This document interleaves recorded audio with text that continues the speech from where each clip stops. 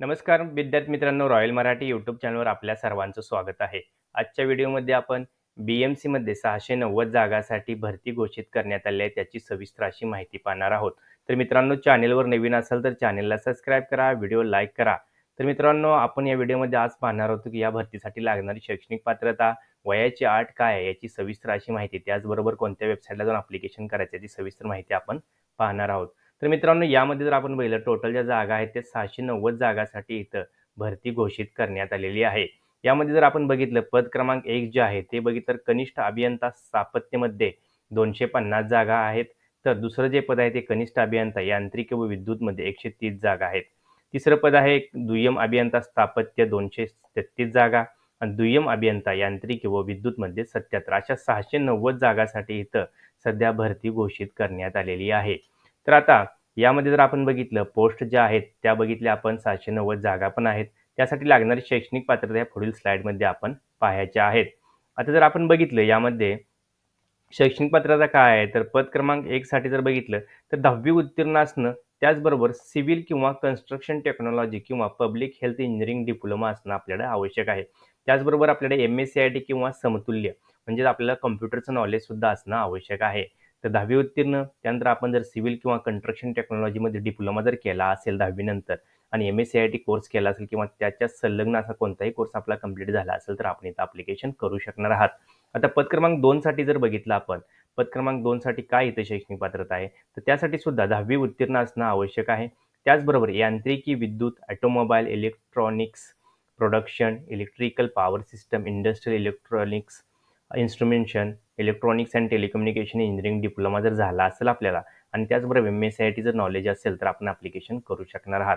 तर पद क्रमांक 2 साठी आपण यांत्रिक विद्युती, ऑटोमोबाईल, इलेक्ट्रॉनिक्स अशा प्रकारे कोणताही आपला डिप्लोमा झाला असेल तर आपण जो 3 वर्षाचा डिप्लोमाचा तो होणं आवश्यक आहे। त्याचबरोबर MSc किंवा आपल्याकडे जे कम्प्युटरचं नॉलेज असेल तर आपण ॲप्लिकेशन करू शकणार आहात। तर मित्रांनो, यासाठी जर आता पुढचं पद जर बघितलं आपण तर पद क्रमांक 3 साठी सिव्हिल इंजिनिअरिंगची पदवी आपल्याला असणं आवश्यक आहे, म्हणजे BE सिव्हिल असणं आवश्यक आहे। त्याचबरोबर आपल्याकडे MSc म्हणजेच कॉम्प्युटर नॉलेज असणं आवश्यक आहे। आणि पद क्रमांक 4 साठी जर बघितलं आपण तर यांत्रिक किंवा विद्युत किंवा ऑटोमोबाईल्स, इलेक्ट्रिकल्स, इलेक्ट्रॉनिक्स आणि पॉवर इंजिनिअरिंगमध्ये बघितलं आणि अशी आपल्याला पदवी असणं आवश्यक आहे। जर आपण मेकॅनिकल BE मेकॅनिकल झाला असेल, इलेक्ट्रिकल इलेक्ट्रॉनिक्स झाला असेल तर सुद्धा आपण इथं ॲप्लिकेशन करू शकणार। BA जर आपल्याकडे इन्स्ट्रुमेंटेशन झालं असेल तरी सुद्धा इथं आपण ॲप्लिकेशन करू शकणार आहात, याची आपण नोंद घ्यायचं आहे। वरच्या 2 ज्या पदं आहेत त्यासाठी जर बघितलं आपण 10वी आणि 10वी नंतर आपल्याला 3 वर्षाचा डिप्लोमा असणं आपल्याला आवश्यक आहे। त्याचबरोबर MSc सर्टिफिकेट असेल तर आपण ऑनलाईन पद्धतीने ॲप्लिकेशन करू शकणार आहात, याची आपण नोंद घ्यायचं आहे। आता यासाठी लागणारी दुसरी पात्रता काय आहे ती पाहूया आपण। यामध्ये जर आपण वयाची अट जर बघितली तर 25 नोव्हेंबर 2024 रोजी 18 ते 38 ही ओपन कॅटेगरी करता इथं वयाची अट देण्यात आलेली आहे। मागासवर्गीय उमेदवाराकरता 5 वर्षाची इथं सूट देण्यात आलेली आहे। तर रिलेक्शन जे आहे आपल्या ह्याच्यानुसार रिझर्वेशननुसार त्यानुसार आपल्याला इथं रिलेक्शन हे मिळणार आहे, याची आपण नोंद घ्यायचं आहे। आणि वय जे आहे ते 25 नोव्हेंबर 2024 रोजी गणण्यात येणार आहे। 18 ते 38 वर्ष ओपन कॅटेगरी करता इथं वयाची अट ठेवण्यात आलेली आहे।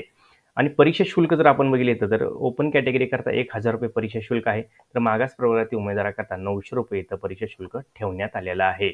आणि या माहितीनुसार आपल्याला असं वाटतं की IBPS मार्फत सुद्धा ही परीक्षा घेण्यात येऊ शकते।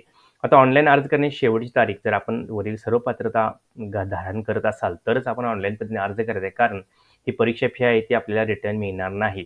त्यामुळे वरील दिलेली सर्व पात्रता आपल्याला असेल, 10वी नंतर डिप्लोमा असेल, वय जर बसत असेल आणि त्यानुसारच आपण अर्ज करायचा आहे।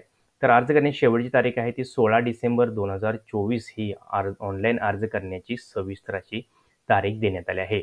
अधिक माहितीसाठी डिस्क्रिप्शनमध्ये जावा, डिस्क्रिप्शनमध्ये मी ऑनलाईन अर्ज करण्याची लिंक दिलेली आहे, तिथं जाऊन आपण सविस्तर माहिती ॲडव्हर्टाईज डाउनलोड करून संपूर्ण माहिती पुन्हा सुद्धा वाचू शकणार आहात। तर मित्रांनो, या भरती संदर्भात काही आपले प्रश्न असतील, काही शंका असतील तर जरूर आम्हाला कमेंट करून कळवा, आम्ही नक्कीच आपल्याला माहिती देण्याचा प्रयत्न करू। व्हिडिओ शेवटपर्यंत पाहिल्याबद्दल आपल्या सर्वांचे हार्दिक आभार आणि जरूर आपण एकदा डिस्क्रिप्शन जाऊन लिंक पहा, त्यानुसारच ॲप्लिकेशन करा। जय हिंद, जय महाराष्ट्र।